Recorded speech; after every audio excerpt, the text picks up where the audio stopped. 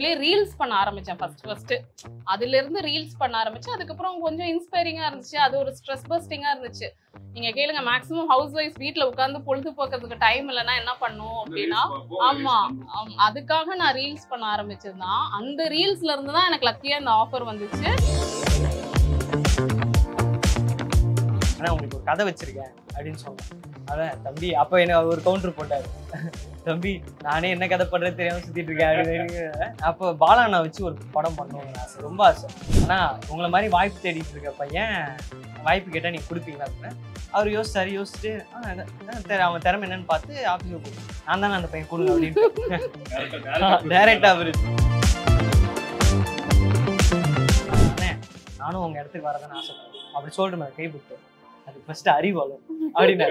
அது பிடிச்ச அந்த அறிவு தான் இன்னும் வளர்த்துக்கிட்டு இருக்கு. எப்படின்னா வளர்க்கணும்.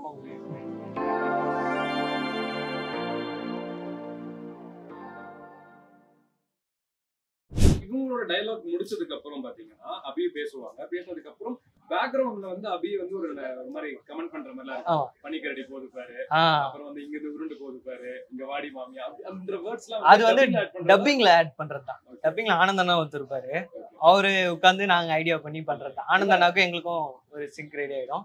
இவங்க போது என்ன வருதோ போட்டு விடு. ஏன்னா நேர்ல பேச முடியாதுல்ல. எப்பவுமே அந்த மருமகன்றவ நேரடியா மாமியார் திட்ட மாட்டான், மனசுக்குள்ளதான். அது நீங்க டப்பிங்ல மட்டும் பாக்குறீங்க. ஆமா இல்ல ஆக்சுவலி டீம் ஒர்க் தான். ஒரு சில டைம் டப்பிங்ல எல்லாம் ஒண்ணா உட்கார்ந்துருப்போம். அப்ப தெரியும், நாங்களே கூட ஐடியா கொடுப்போம் அது பேசு அப்படின்னு சொல்லிட்டு. நான் ஆன் த ஃப்ளோர்ல எல்லாம் டைலாக்ஸ் போட்டு அதெல்லாம் நல்லா ஹிட் ஆயிருக்கு.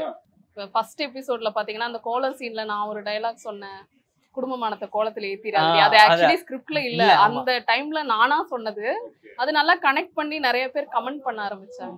அந்த மாதிரி அப்பப்ப வந்து டேரன் ஒரு டைலாக் சொல்லுவான். டேரன் அண்ணா சூப்பரா டைலாக் நல்லா கவுண்டர் செமையா சொல்லுவான். அபி அங்கங்க இம்ப்ரூவைஸ் பண்ணுவாங்க.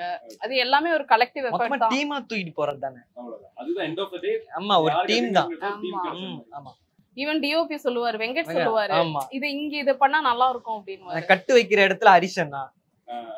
ஏன்னா எல்லாரும் அவங்க கண்டென்ட்டா நான் பண்ணும்போது எனக்கு அதான் ரொம்ப பிடிக்கும். எல்லாருமே அவங்க கண்டென்ட்டா பார்ப்பாங்க. டைரக்ஷன் அப்படின்னு சொல்லும்போது இந்த ஆக்டர் கூட ஒரு படமாச்சு பண்ணிரணும் அப்படின்ற அட்லீஸ்ட் நிறைய பேர் வச்சிருப்பீங்க. ஃபர்ஸ்ட் யாரை நீங்க யாரை ஏன் எனக்கு வந்து பாலா அண்ணா வச்சு ஒரு படம் பண்ணணும் சார். கேபி பாலா. அதுக்கு ஒரு கதையும் வச்சிருக்கேன். பாலா அண்ணா வச்சு ஒரு படம் பண்ணணும் சார். அப்ரோச்லாம் அவர் ஏன்னா என்னோட லாஸ்ட் கல்ச்சுரல்ஸ்ல அவர் மீட் பண்ணியிருந்தேன். ஆனா உங்களுக்கு ஒரு கதை வச்சிருக்கேன் அப்படின்னு சொன்னேன். அதான் தம்பி அப்ப என்ன ஒரு கவுண்டர் போட்டாரு. தம்பி நானே என்ன கதை பண்றது தெரியாம சுத்திட்டு இருக்கேன் அப்படின்னு. அப்ப பாலா அண்ணா வச்சு ஒரு படம் பண்ணணும்னு ஆசை, ரொம்ப ஆசை. ஒரு லைக் குடும்பஸ்தன் மாதிரி ஒரு படம் பண்ணணும் அப்படின்னு ஒரு ஆசை பாலா அண்ணா வச்சு. ஏன்னா பிரதீப் ரங்கநாதன் எடுக்கிறாலும் இப்படிதான் ஸ்டார்ட் பண்ணாரு கெரியர். ஷார்ட் ஃபிலிம்ல எடுத்து இப்போ ஒரு ஃபீச்சர் ஃபிலிம் எடுக்கிற அளவுக்கு வளர்ந்துருக்காரு. சோ ஸ்டார்டிங்ல அவங்க மேல ஒரு ட்ரஸ்ட் வச்சிருப்பாங்க. உங்க மேல ட்ரஸ்ட் வச்சாரு என்ன ஏமா ட்ரஸ்ட் அப்படின்ற மாதிரி அப்படி நபர்னா அதான் விஜயண்ணா, சரவணண்ணா, பித்தோனா, பிரகாஷ் அண்ணா, இவங்கெல்லாம் என்ன லைனை சொல்லிட்டே போறோம், அப்படியே சொல்லிட்டே போகலாம். ஏன்னா ஃபைனல்ல எனக்கு ரொம்ப ட்ரஸ்ட் வச்சு பிரகாஷ் அண்ணா.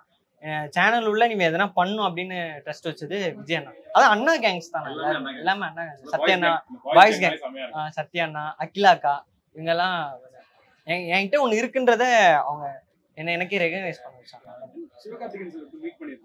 ஆமா அப்ப அவர் சொல்ல மாட்டேன் பாருங்க, அவர்தான் என்னோட இன்ஸ்பிரேஷன். சிவகார்த்திகேயனை நான் மீட் பண்ணும்போது அது பிளாக் ஷீப்ல தான் அவர் ஃபர்ஸ்ட் சிவகார்த்திகேயனை நான் மீட் பண்ணிருந்தேன். அப்போ அவர்கிட்ட ஒரு கேள்வி கேட்டேன், ஆனா உங்களை மாதிரி வாய்ப்பு தேடிட்டு இருக்க பையன் வாய்ப்பு கேட்டா நீங்க கொடுப்பீங்களா அப்படின்னு. அவர் யோசிச்சுட்டு அவன் திறமை என்னன்னு பார்த்து ஆஃபீஸுக்கு கொடுப்பேன். நான் தானே அந்த பையன் கொடுங்க அப்படின்னு டைரக்டா அவரு தம்பி ஆஃபீஸ் வாப்பா பண்ணலாம் அப்படின்ற மாதிரி அதை சொன்னார் சிவகார்த்திகேயன். போலண்ணா ஏன் போலன்னா மீன்ஸ் நம்ம கிட்ட ஒண்ணு இருக்கணும்ல. சும்மா நம்ம கிட்ட எதனா ஒரு போகும்போது தம்பி சாமனும் அதான் சொல்லுவாரு, நம்ம கிட்ட எதனா ஒரு ஒர்க் இருக்கணும்டா. அவர் நம்ம போறதுக்கு முன்னாடி அவர் நம்மள பாத்துருக்கணும் அப்படின்னு ஒரு விஷயம் சொல்லுவாரு. அதனால நான் போகும்போது தம்பி நீ தானடா அது அப்படின்னு அவர் கேட்டாருனாலே போதும், அடையாளம் கிடைச்சிட்டா ஆனா நான் தானே அது நான் பண்ண போறேன் அப்படின்ற மாதிரி இறங்கி அது தாண்டி விஜய் சேதுபதி அண்ணாவும் தான். ஏன்னா அவர்கிட்ட நான் ஒரு கேள்வி கேட்டிருந்தேன், சக்சஸ் 3 வார்த்தையில எப்படி சொல்லுவீங்க. அப்ப அவர் சொன்னாரு, கூட்டு வச்சு அவர் ரொம்ப நாளா ஓட்டி வச்சு அண்ணே நானும் உங்க இடத்துக்கு வரதான்னு ஆசைப்படுறேன் அப்படி சொல்லிட்டு கைப்பட்டு அதுக்கு ஃபர்ஸ்ட் அறிவு வளரும் அப்படின்னு. அது பிடிச்சி அந்த அறிவு தான் இன்னும் வளர்த்துக்கிட்டு இருக்கு. எப்படின்னா வளர்க்கணும் அப்படின்னு நான் பேர் சொல்லுவேன். அவங்களை பத்தி ஒரு சின்ன விஷயம் நீங்க ஷேர் பண்ணுங்க ஓகேங்களா? ஃபர்ஸ்ட் அபில இருந்தே ஆரம்பிங்க. அபி பத்தி ஃபர்ஸ்ட் என்ன நினைச்சீங்க, இப்போ ஷூட்க்கு அப்புறம் எப்படி நினைக்கிறீங்க? இப்பவே அபி இந்த ஷூட்ல தான் நான் ஆக்சுவலி ஃபர்ஸ்டா பாக்குறேன். அதுக்கு முன்னாடி பழக்கம் இல்லை. சேனல் வந்திருக்காங்க, வேற எபிசோட்ஸ் பண்ணியிருக்காங்க, பட் ஆனால் பழக்கம் இல்லை. ஃபர்ஸ்ட் வந்து பார்த்தப்போ ஆக்சுவலி கிளைமேக்ஸ் சீன் தான் இவர் ஃபர்ஸ்ட் போர்ஷனா ஷூட் பண்ணிட்டு இருந்தாரு. அப்போ ஷூட் பண்ணிட்டு இருக்கும்போது என்ன இந்த பொண்ணு ரொம்ப துருன்னு இருக்கே அப்படிங்கிற மாதிரி எல்லாம் இருந்துச்சு. ஃபர்ஸ்ட் நான் அவங்கள பார்த்து நினைச்சதை விட அவங்க ஆக்சுவலி என்னை பார்த்து பயந்ததா சொன்னாங்க. ஐயோ இவங்கள ரொம்ப டெரர் மாதிரி இருக்காங்களே, இவங்க கூட நம்ம எப்படி பண்ண போறோம் அப்படின்னு ரொம்ப பயந்ததா சொன்னாங்க. இல்ல அது என்னன்னு தெரியல, எல்லாத்துக்குமே என்ன பாக்கும்போது அந்த பாயிண்ட் ஆஃப் வியூ வருது. நான் நிறைய பேர்கிட்ட அதை கேள்விப்பட்டிருக்கேன். ஹியூமனிட்டி கண்டென்ட்ல உங்களுக்கு ஒரே நெகட்டிவ் ரோலா கொடுத்து திணிச்சு வச்சிருக்கீங்க. அதனால ஒரு மாதிரி கொடுத்து வச்சிருக்காங்க. ஆமா, நம்ம அந்த சீனை அப்சர்வ் பண்ணும்போது கொஞ்சம் சீரியஸா நோட் பண்றங்காட்டி ஓ இவங்க சீரியஸான பர்சன் போலன்னு நினைச்சுக்கிறாங்க போல. ஸோ அட் டைம்ஸ் வேறவர் எங்கெல்லாம் சீரியஸா இருக்கணும் தான், பட் இல்லாத இடத்துல நான் காமெடியா தான் இருப்பேன். பட் ஆனா அந்த எபிசோட் முடியும் போது அப்படி இல்ல, ஃபோன் நம்பர் எல்லாம் வாங்கிட்டு சே பரவாயில்ல ஐ எம் சோ ஹாப்பி அப்படின்னாங்க. நீங்க டேரன் பத்தி ஒரு விஷயம் ஃபர்ஸ்ட் நான் இப்படி நினைச்சேன், அப்புறமா ஷூட்க்கு அப்புறம் இப்படி மாறிச்சு, இப்போ இப்படி போயிட்டு இருக்கு அப்படின்னா என்ன விஷயம்? டேரன் அண்ணாவை நான் 2K மர்மல் வரதுக்கு முன்னாடியே மீட் பண்ணிட்டேன். அப்பயே அவரு கண்டென்ட் பண்ணுவார் கேர்லில, அப்பயே நான் மீட் பண்ணிட்டேன். அந்த அண்ணாவை பார்க்கும்போது எப்படின்னா நல்ல ஸ்டஃப் இருக்க ஒரு ஆளு, ஆக்டிங்ல ரொம்ப தேடிட்டு இருக்காரு. அவரோட கதைலாம் இன்ஸ்டா பேஜ்லாம் போய் பார்க்கும்போது ரொம்ப நாளா ட்ரை பண்ணிட்டு இருக்காரு. அப்பதான் யோசிச்சேன் இவருக்கு நம்மளால எதனா கொடுக்கும், நம்மளால முடிஞ்ச எதனா ஒன்று தரணும் அப்படின்ற மாதிரி தான் டேரன் அண்ணா ஃபர்ஸ்ட் மீட் பண்ணப்போ எப்படின்னா சொன்ன மாதிரி தான் ஹைட்டா இருப்பார், வெயிட்டா இருப்பார், ஒரு ரகடான ஆளே அவர் தான் இருப்பேன். ஃபர்ஸ்ட் டைம் நான் போயிட்டு சொல்றேன் இது மாதிரி ஏடியா தான் ஒர்க் பண்ணேன். தினேஷ் அண்ணா கண்டென்ட்ல ஏடியா ஒர்க் பண்ணுவாங்க. சொல்லுங்க ஹரி அவள் தான் முடிஞ்சு அவரோட கேரக்டர். சொல்லுப்பா அப்படின்லாம் இல்லை, சொல்லுங்க ஹரி அவனுங்க அதுல முடிஞ்ச அவர் கேரக்டர், அவர் எப்படிப்பட்ட கேரக்டர் அப்பயே நான் புரிஞ்சுக்கிட்டேன். நீங்க கேரக்டர் பத்தி என்ன சொல்ல விரும்புறீங்க? நல்லா சொல்லுங்க. என்ன எதிர்பார்த்தீங்க ஃபர்ஸ்ட் அண்ட் இப்போ இப்படி போயிட்டு இருக்கு அப்படின்ற மாதிரி? டைரக்டரை பத்தி டைரக்டரா சொல்லணுங்கிறத விட பர்சனா அப்படின்னு பாத்தீங்கன்னா ஒரு ஆஸ்பைரிங் பர்சன் வச்சுக்கலாம்னு வைங்களேன். ஏதாவது பண்ணிடணும் அப்படிங்கிற மாதிரி. சினிமா அப்படின்னா ஜென்ரலி எல்லாரும் வெல்கம் பண்ற ஒரு ஸ்பேஸ் கிடையாது. ஸோ அந்த மாதிரி இவனுக்கும் நிறைய ஹேர்டில்ஸ் இருந்துச்சு ஃபேமிலி வைஸ். அந்த மாதிரி எல்லாம் நிறைய பேத்துக்கு பதில் சொல்லிட்டு இதுல நம்ம ஏதாவது ஒன்று பண்ணிடணும், நம்மளை ரெக்கக்னைஸ் பண்ண, நம்ம ஒன்று வீட்டில் போராடி ஒரு விஷயத்துக்கு வரும்போது அதுல தோத்துட்டு நம்ம போய் நிற்க கூடாது அப்படிங்கிற அந்த ஒரு விஷயம் உனக்கு நிறையவே இருந்துச்சு. ஸோ அதை கேட்கும்போது நாங்கள் 2 பேரும் மேக்ஸிமம் ஷூட் முடிச்சுட்டு ஒன்றா பைக்கில் ட்ராவல் பண்ணுவோம். பிகாஸ் நாங்கள் 2 பேரும் ஒரே இடத்துல இருக்கிறங்காட்டி இப்போ நாங்கள் 2 பேரும் மேக்ஸிமம் பேசிக்கிறது பண்ணிடலாம் ஹரி, நம்ம கண்டிப்பாக பண்ணுவோம், நம்ம இதை பண்ணுவோம் அதை பண்ணுவோம்னு சொல்லிட்டு அந்த ஒரு ½ hour ட்ராவலில் ஃபுல்லாக அதே தான் பேசிட்டு போயிடுவோம், பண்ணிடலாம். ஸோ எங்கள் 2 பேர்த்துக்குமே இது ஈக்குவலாக எங்களை பப்ளிக் கிட்ட கொண்டு போய் சேர்த்துச்சுன்னு தான் சொல்லணும். ஏன்னா நிறைய பேர் ஃபர்ஸ்ட் ஸ்கிரிப்ட் வந்தப்போ இந்த ரைமிங் டைலாக் எங்கிருந்தியா பிடிச்சிங்க, நீ டிஆர் ஃபேனா, நிறைய பேர் கேட்டிருந்தாங்க.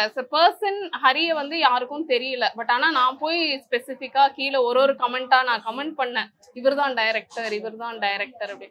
பிகாஸ் அந்த ஒரு ரெக்கக்னேஷனுக்காக தானே எல்லாருமே ஒர்க் பண்றோம். ஸோ எங்களை ஸ்கிரீன் முன்னாடி இவர் நல்லா காமிச்சிட்டாரு, பட் ஸ்கிரீனுக்கு பின்னாடி இருக்கிற பர்சனையும் கொண்டு வரணும் அப்படிங்கிறது எஸ் அ டீமாவே எங்களுக்கு ஒரு பெரிய விஷயமா இருந்துச்சு. நாங்க ஏதாவது ஒன்று நீயும் வா உள்ள, நம்ம எல்லாம் சேர்ந்து பண்ணலாம், உன் ஃபேஸ் தெரியணும் பீப்புளுக்கு, நீ தான் எழுதுற நீ தான் பண்றன்னு தெரியணும். ஒரே ஒரு தடவை போட்டோ போட்டிருந்தேன் இன்ஸ்டால. அப்ப கேட்டாங்க எனக்கு தெரிஞ்சவங்க எல்லாம், ஒரே இன்ஸ்டால போட்டோ போட்டிருந்தப்ப எனக்கு தெரிஞ்சவங்க கேட்டாங்க அந்த பையன் ரொம்ப சின்ன பையனா இருக்கானே அப்படின்னு. பார்க்க சின்ன பையனா இருக்கிறது இல்ல விஷயம், பட் இந்த வயசுல அவனுக்கு இருக்கிற மெச்சூரிட்டி, அவன் எழுதுற ஸ்கிரிப்ட்ஸ் ரைட்டிங்ல அவனுக்கு ஒரு கிளாரிட்டி இருக்கும். இப்போ இந்த ஹியூமனிட்டி கண்டென்ட் எல்லாம் பாத்தீங்கன்னா பாசிட்டிவா இருக்கிற கமெண்ட்ஸும் செமையா இருக்கும், நெகட்டிவா அவங்க அந்த கேரக்டரை திட்டுற விதம் இருக்கு பாத்தீங்களா, அந்த அளவுக்கு அந்த கேரக்டர் இம்பாக்ட் பண்ணிருக்கு, அந்த அளவுக்கு அவரோட ரைட்டிங் இருக்கு. ஸோ அதெல்லாமே ரொம்ப பிளஸ்ஸா நான் பாக்குறேன். So happy working with him. நான் மேமோட ஷூட் பண்ணிருக்கேன். அப்போ வந்து ஷூட்டிங் அப்போ இதே டயலாக் சொல்லிட்டு இருந்தாங்க, அந்த பையனை பேட்ச் கொண்டு வந்துடணும்டாங்க, பேட்ச் எல்லாரும் பார்க்கணும்டா, போய் உழைச்சிக்கிட்டு இருக்காங்க, அவங்களாம் கண்டிப்பா பர்சனலா சொல்லியிருந்தாங்க. அவங்களுக்கு அது அவசியமே இல்லை எங்ககிட்ட ஷேர் பண்ணணும் அப்படின்ற மாதிரி. ஆனால் அந்த டைம் எடுத்து கிட்டத்தட்ட இதே சொல்ற விஷயம் அவங்களுக்கு அவ்வளோ ஒரு விஷயம். நீங்க ஒரு லெவல் போனீங்கன்னா அவங்க பெரிய ஹாப்பியா. கண்டிப்பா நான் ஏன்னா மேம் எப்படி நான் டிராவல் பண்ணணும்னு சொன்னால, நான் எவ்வளோ சொல்லணும்னா அதுக்கு மேலே அவங்க சொல்லுவாங்க. நான் பையன் எப்படின்னா எனக்கு குடும்பம் இல்லை, எதுவும் இல்லை, அம்மா அப்பா அப்படி இருக்கான், கல்யாணம் பண்ணல அப்படின்னா இவங்க அவங்க ஃபேமிலி ஓரியன்டா சொல்லுவாங்க. அத்தை அப்படின்னா அப்போ குழந்தைங்க இருக்காங்க அப்படி சொல்லிட்டு வருவாங்களா. இவ்வளவு கஷ்டப்படுறாங்களே, அதை தாண்டி இவங்க இதை சினிமால ஏதோ பண்ணணும்னு நினைக்கிறாங்களே அப்படின்ற போது நம்ம எதனா பண்ணுவாரி, அவங்களுக்கு எதனா கொடுக்கணும் அரி அப்படின்ற மாதிரி தான் 2K மருமகள். இந்த ஆக்டிங்லாம் இப்போ இருக்கட்டும், இப்பதான் அதெல்லாம் வந்துச்சு. ஆக்டிங் முன்னாடி ஒரு விஷயம் பண்ணிருப்பீங்களா, இதுதான் நான் ஸ்டார்ட் பண்ணேன், இப்பதான் நான் இதை ஆரம்பிச்சேன், இப்போ நான் இங்க வந்து நிற்கிறேன் அப்படின்னா ஸ்டார்டிங் ஜெர்னில எங்க இருக்கீங்க? நான் வந்து ஆக்சுவலி ஹெச்ஆரா ஒர்க் பண்ணிட்டு இருந்தேன். நான் ஒரு 10 இயர்ஸா ஹெச்ஆரா ஒர்க் பண்ணியிருக்கேன். பேசிக்கலி நான் கோயம்புத்தூர். நான் சென்னை வந்ததே ஒர்க்குக்காக தான் வந்தேன். சென்னை பெங்களூர்லலாம் ஒர்க் பண்ணியிருக்கேன். ஹெச்ஆரா ஒர்க் பண்ணிட்டு இருந்தேன். போஸ்ட் மேரேஜ் ஃபேமிலி கமிட்மெண்ட்ஸ்ன்னு வரும்போது ப்ரெக்னன்சிக்கு அப்புறம் வேலை விட்டேன். ஸோ பையன் பிறந்ததுக்கப்புறம் வேலையை கண்டினியூ பண்ண முடியல. அதுக்கப்புறம் பாப்பா பிறந்ததுக்கப்புறமும் கண்டினியூ பண்ண முடியல. பட் ஆனால் நம்ம ஒர்க் பண்ண ஒரு ஃபீமேலுக்கு மொனோட்டனஸாக வீட்டில் இருந்து ஒரே வேலை பார்க்குறதுங்கிறது உண்மைக்குமே ரொம்ப கஷ்டங்க. வீட்டில் லேடி இப்போ ஒர்க்கிங் விமன் மட்டுமே இல்லை, ஹவுஸ் ஒய்ஃபாக இருக்கிறவங்களும் சும்மா வீட்லேயே உட்காந்துக்கிட்டே இருக்கணுங்கிறது, பசங்களை பார்க்கறது, ஹஸ்பண்டை பார்க்கறது, இதை மட்டுமே பண்ணணும் அப்படின்னு இருக்கிறது வந்து அவங்களுக்கு ரொம்ப பெயின்ஃபுல். யாராவது போய் கேட்டிங்கன்னா தெரியும். ஸோ அந்த மாதிரி இருந்த டைம்ல என்ன நம்ம இப்படியே உட்காந்துருக்கோம், நம்ம என்ன பண்ணிட்டு இருந்தோம், இப்போ என்ன பண்ணிட்டு இருக்கோம் அப்படின்னு தோணுச்சு. But at the same time எனக்கு என் பசங்களோட ரெஸ்பான்சிபிலிட்டி விட்டு வெளியில போய் வேலை பார்க்கணும் அப்படிங்கிற இன்ட்ரெஸ்ட் இருக்கல. ஸோ என்ன பண்ணலான்னு யோசிக்கும் போது மேக்கப் ஆர்டிஸ்ட் கோர்ஸ் பண்ணுவோம் அப்படின்னு சொல்லி, ஆமா 2021ல நான் மேக்கப் ஆர்டிஸ்ட் கோர்ஸ் முடிச்சேன். கோர்ஸ் முடிச்சுட்டு அதுக்காக நிறைய ஷூட்ஸ் பண்ணியிருக்கேன், மாடல் ஷூட்ஸ் எல்லாம் பண்ணியிருக்கேன். அதை பண்ணிட்டு இருக்கும்போது அதுல தான் நான் ஆக்சுவலி ரீல்ஸ் பண்ண ஆரம்பிச்சேன். ஃபர்ஸ்ட் அதுல இருந்து ரீல்ஸ் பண்ண ஆரம்பிச்சு. அதுக்கப்புறம் கொஞ்சம் இன்ஸ்பைரிங்கா இருந்துச்சு, அது ஒரு ஸ்ட்ரெஸ் பஸ்டிங்கா இருந்துச்சு. நீங்க கேளுங்க, மேக்ஸிமம் ஹவுஸ் ஒய்ஃப் வீட்டுல உட்காந்து பொழுது போக்குறதுக்கு டைம் இல்லைன்னா என்ன பண்ணும் அப்படின்னா, ஆமா அதுக்காக நான் ரீல்ஸ் பண்ண ஆரம்பிச்சதுதான். அந்த ரீல்ஸ்ல இருந்து தான் எனக்கு லக்கியா இந்த ஆஃபர் வந்துச்சு. அதை என்ன அடுத்தடுத்த லெவலுக்கு இப்போ எடுத்துட்டு போகும்போது யோசிச்சு பார்த்தா, ஓகே நம்மளை வந்து ஏதோ ஒண்ணு நம்மளை சேனலைஸ் பண்ணி தான் கூட்டிட்டு வந்திருக்கு அப்படின்னு சொல்லிட்டு இப்போ நான் சந்தோஷப்படுறேன். நீங்க என்ன ப்ரோ ஸ்டார்ட் பண்ணிருக்கீங்க? காலேஜ் எல்லாம் பார்த்து அந்த வீடியோஸ் எல்லாம் பார்க்கும்போது நிறைய கல்ச்சர்ஸ் எல்லாம் உங்க பேர் வந்துரும், ஃப்ரெண்ட்ஸும் சப்போர்ட் பண்ணிருந்தாங்க, வீடியோஸ் எல்லாம் பாக்குறேன். சோ அங்க இருந்து ஸ்டார்ட் ஜர்னி எங்க எப்படி ஆரம்பிச்சு? அதான் நான் காலேஜ்ல ஃபர்ஸ்ட் இயர்ல இருந்து ஆரம்பிச்சு. எனக்கு இந்த சினிமா ஜேர்னி ஆரம்பிச்சு பாத்தீங்கன்னா டான் படத்துக்கு அப்புறம் சிவகார்த்திகேயனை நான் அதுக்கப்புறம் தான் மீட் பண்ணதுக்கு அப்புறம் தான் அந்த சினிமா ஜேர்னி ஆரம்பிச்சு. சினிமால எதனா ஒன்று பண்ணோம் அப்படின்றது அப்பதான் ஆரம்பிச்சது. எல்லாருக்கும் அதான் முடிகிற மாதிரி 3 வருஷம் நம்ம ஏரோநாட்டிக்கல் இன்ஜினியரிங் படித்தேன். ஏரோநாட்டிக்கல் இன்ஜினியரிங் படித்து அப்போது கிளாஸுக்கே போகாமல் ஓடினு கல்ச்சுரல்ஸ் அந்த டிபார்ட்மெண்ட்லேயே போயிட்டு இருந்தது. முடிச்சுட்டு என்ன பண்ணலாம் அப்படின்னு யோசிக்கும் போது வேறு எதுவும் தெரியாதுராரி அப்படின்ற ஒரு குரல் எனக்கு எங்கேயே தெரியுது, சினிமா தான் அப்படின்னு. சினிமா உள்ள அப்படியே ஃபுல்லாக வந்துட்டு அந்த கதை இப்போ இங்கேயே சொல்லணும்னா எப்படி சொல்லலாம், ஸ்டார் விஜய்க்கு போயிருந்தேன். அதுக்காக சொல்றவா, ஸ்டார் விஜய்க்கு போயிருந்தேன். அது எப்படின்னா அந்த நம்ம கிராஸ் பண்ணுவோம்ல, எல்லாம் அது மக்களுக்கு ஒன்று சொல்லிக்கிறேன், அந்த என்ன மாதிரி வாய்ப்பு தரவங்க ஒன்று சொல்லிக்கிறேன். அந்த ஒரு கம்ஃபர்ட் ஜோன்னு ஒன்று இருக்கும், அதை நீங்கள் தாண்டி வந்தால் தான் எதுவாக இருந்தாலும் பண்ண முடியும். அது மாதிரி என்னோட கம்ஃபர்ட் ஜோன் யாருன்னு பார்த்தீங்கன்னா சந்தோஷ் அருண்குமார் தான். எங்கே ஆடிஷன் நடந்தாலும் என்னை கூப்பிட்டு போயிட்டு வரதான். மச்சான் நீங்கள் இருங்க, நானே தனியாக எங்கன்னா முடிச்சிட்டேன், அவன் காலேஜ் முடிச்சுட்டேன், நானே தனியாக எங்கன்னா போகிறேன்டா, அப்ரோச் பண்ணுறேன்டா அப்படின்னு தாண்டி நானே பஸ் ஏறி அது மாதிரி போகும்போது உங்களுக்கு தெரியல, அந்த கத்திப்பாறை இறங்கும்போது லெஃப்ட் சைடில் இருந்துச்சு அப்படின்னு அது ஒன்று இருக்கும்ல, அது உள்ள இப்போனா ஒரு வாட்டியே போயின்னு சொல்லிட்டு டைரெக்டாக ரெஸ்யூம் எடுத்துகிட்டு உள்ளே போயிட்டேன். ரெஸ்யூம்னா நான் பண்ண ஒர்க்கு அது ஒர்க்கு டைரெக்டாக உள்ளே போயிட்டேன். அப்படியே வாட்ச்மேன் எடுத்துட்டாரு, எங்கே போகிறேன் அப்படிங்கிட்ட, சார் உள்ளே போகிறேன், அதெல்லாம் கிளம்பு அப்படின்னா. ஒரு என்ன பண்ணுறதுல அப்படியே அங்கே அந்த வாசல்லே உட்காந்து என்ன பண்ணுறேனே தெரில. என்னடா இவ்வளோ நேரம் ஃபஸ்ட் டைம் இப்படி வரோம், உள்ளே கூட உள்ளே அப்ரோச் கூட பண்ண விட மாட்டாங்க. சரி அப்படியே கூகுளில் போட்டேன், பக்கத்தில் ஜேடி ஆஃபீஸ், அங்க தூரம் கொஞ்சம் தூரம் பஸ்ல போலாம், பஸ்ஸுக்கு காசு இல்லை. சரி அங்கேருந்து எங்க ஸ்டார் விஜய்லேருந்து ஜெயடி வரைக்கும் 3 ஸ்டாப்பு அப்படியே நடந்து போயிட்டே இருந்தேன். கரெக்டாக A2B வந்தது. A2B ரெஸ்ட் எடுக்கலான்னு இப்படி பிடிச்சி இப்படி திரும்பினா ஃபைனலி பிக்சர்ஸ்னு ஆப்போசிட்ல கரெக்டாக நீங்கள் A2Bக்கு ஆப்போசிட்ல பார்த்தீங்கன்னா ஃபைனலி அந்த போர்டு இருக்கும். நம்ம எங்கேயும் இதை பார்த்துருக்கோமே அப்படின்ற ஒரு இது வந்தது. சரி அது ஒரு பிக்சர்ஸ்ன்னு போட்டுருந்தல, போய் அப்ரோச் பண்ணோம் அப்படின்னு சொல்லிட்டு டேரக்ட் அதே மாதிரி வாட்ச்மேன் பயத்துலேயே அப்படியே உள்ளே போனேன். அங்கேருந்து வாட்ச்மேன்லாம் இப்போ அவங்க மட்டும் நீங்கள் என்ன உள்ளனா இங்கே நான் இங்கே உட்காந்துருக்க முடியாது. அவங்க ஸ்ட்ரைட்டாக தம்பி இன்டர்ன்ஷிப் தான் சொன்னேன், இன்டர்ன்ஷிப்லாம் நான் போகல, சும்மா இன்டர்ன்ஷிப்னு சொன்னேன், சைன் போட்டு உள்ளே போப்பா அப்படின்ட்டாங்க. அன்றைக்கி மட்டும் அவங்க உள்ளனா கண்டிப்பாக நான் இங்கே உட்காந்துருக்க மாட்டேன். இப்போ கூட அந்த வாட்ச்மேன் எல்லாருக்கும் சல்யூட், டெய்லியும் உள்ளே போகும்போதெல்லாம் சல்யூட். அந்த வாட்ச்மேன் மட்டும் என்ன அன்றைக்கி உள்ளனா நான் இல்லை, அப்படியே டேரெக்டாக போய் சரணா நான் பார்த்தேன். அப்படியே ஒரு ஆளாக மீட் பண்ணி விஜயண்ணா அகிலாக்கா அப்படியே மீட் பண்ணி இங்கே ஏதோ இப்போ இங்கே வந்திருக்கேன். இதுவே ஒரு கதையா எடுக்கலாம். இவர் அழகா நரேட் பண்றாரு. இப்படிதான் அந்த பிரதரும் நல்லா சூப்பரா பேசினாரு, ஒரு என்கேஜிங்கா இருந்துச்சு. ப்ரோ உங்க பேரு ப்ரோ? ராகுல். ஆனா நீங்க 2 பேரும் பண்ணிருக்கீங்களா? ராகுலுக்கு ரொம்ப ரொம்ப தேங்க்ஸ். நாங்க 2 பேருமே அம்மா பையனா பண்ணியிருக்கோம் ஸ்கிரிப்ட் ரைசர் பிக்சர்ஸ்ல.